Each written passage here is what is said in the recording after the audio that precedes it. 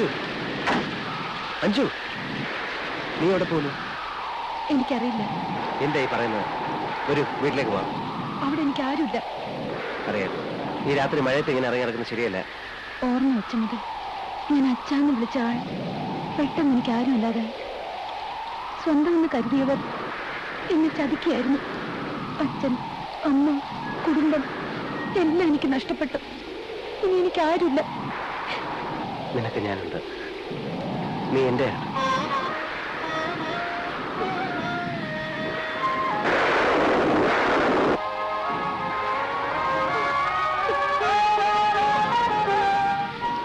ഒരു അനിയത്തി മരിച്ച അശ്വതിക്ക് നിന്റെ കൂട്ട ആവശ്യമാണ്. തൽക്കാലം നീ അവിടെ നിൽക്കും. വരും.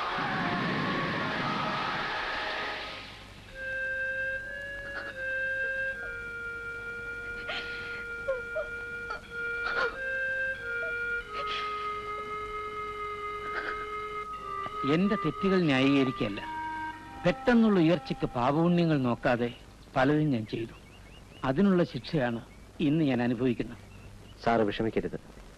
പണവും പദവിയും ഉണ്ടെങ്കിൽ എല്ലാം നേടാമെന്ന് കരുതി. ഐശ്വര്യമുള്ളൊരു വീട്, കുടുംബം, സ്നേഹം, ഇതെല്ലാം മോഹിച്ചായിരുന്നു ഞാൻ. പക്ഷേ എല്ലാം എനിക്ക് നഷ്ടപ്പെട്ടു. കൺമുന്നിൽ കിടന്ന് നശിക്കുന്ന ഭാര്യ, ഞാൻ സ്നേഹിച്ചു വളർത്തിയ എൻ്റെ അഞ്ജു. ഇനി എവിടെ നിന്നാൽ എനിക്ക് സ്വസ്ഥത കിട്ടില്ല, ഭ്രാന്ത് വരും. ഇവിടം വിട്ടുപോയാലും സാറിന് സമാധാനത്തോടെ ജീവിക്കാൻ കഴിയുമെന്ന് തോന്നുന്നുണ്ടോ? നിങ്ങൾ ചെയ്ത തെറ്റുകൾ കുറെയൊക്കെ എനിക്കറിയാം. അത് തിരുത്തണം, സത്യം വെളിപ്പെടുത്തണം. ദേവൻ, സ്വന്തം സമാധാനത്തിന് വേണ്ടിയല്ല, ഇത്രയും കാലം നിങ്ങൾ ജോലി ചെയ്ത ഈ സ്ഥാപനത്തെയും ഇവിടുത്തെ തൊഴിലാളികളെയും ഒരുപോലെ വഞ്ചിച്ചതിന് പരിഹാരമായി നിങ്ങളെ വെച്ച് മുതലെടുത്തവരാരൊക്കെയാണെന്ന് ചൂണ്ടി പറയണം. അവരുടെ കുറ്റകൃത്യങ്ങൾ വെളിപ്പെടുത്തണം തെളിവോടെ. സാറിന് അതിന് കഴിയുമോ? എനിക്ക് കഴിയും. ഇപ്പോൾ ഇതെന്റെ മുന്നിലേക്ക് കൊണ്ടുവന്നത് എന്തിനാണ്?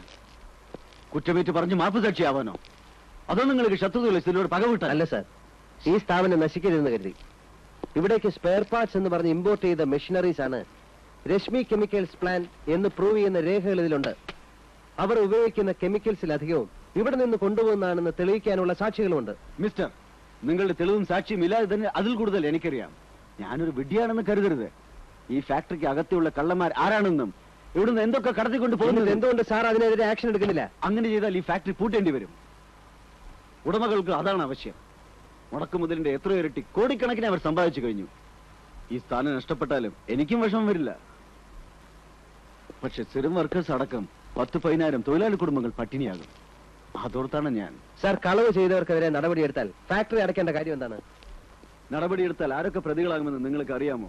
Factory workers, union leaders, special സെക്യൂരിറ്റിക്ക് വന്ന പോലീസ് ഓഫീസർമാരിലെ ചിലരെ അടക്കം എനിക്ക് നേരിടേണ്ടി വരും. ഒരിക്കൽ ആക്ഷൻ എടുത്തതിന്റെ പേരിൽ ആ അനുഭവം എനിക്കുണ്ട്. ഇവിടുത്തെ തൊഴിലാളികൾ എന്നെ ഗെരവ് ചെയ്തു, എന്റെ കാറ് തള്ളിപ്പൊളിച്ചു, എന്റെ വീട് കയറി ആക്രമിച്ചു. അന്നത് കൃഷ്ണകുമാറിന്റെ പ്ലാനിംഗ് ആയിരുന്നു. സാറിന് ബ്ലാക്ക്മെയിൽ ചെയ്യാൻ ചില റൗഡികളെ കൊണ്ട്. അതിനി ആവർത്തിക്കില്ലേ? ഇയാൾ പറയുന്ന തരത്തിൽ നടപടിയെടുത്താൽ ഇവിടുത്തെ വർക്കേഴ്സിനെ ആയുധമാക്കി അവരിനെ ഹരാസ് ചെയ്യിക്കില്ലേ? ഇല്ല സാർ, ഞങ്ങളത് അനുവദിക്കില്ല. സാർ എടുക്കുന്ന ഏത് നടപടിക്കും ഞങ്ങളുടെ പിന്തുണ ഉണ്ടാകും. കാര്യമറിയാതെ എതിർക്കുന്നവരെ ഞങ്ങൾ പറഞ്ഞു മനസ്സിലാക്കും. നിങ്ങൾ പറയുന്ന തരത്തിൽ തൊഴിലാളികളുടെ പിന്തുണ എനിക്കുണ്ടെങ്കിൽ ഈ കള്ളന്മാർക്കെതിരെ ആക്ഷൻ എടുക്കാൻ എനിക്കൊരു പ്രയാസവുമില്ല. അതിനുള്ള തെളിവുകൾ എന്റെ കയ്യിലുണ്ട്.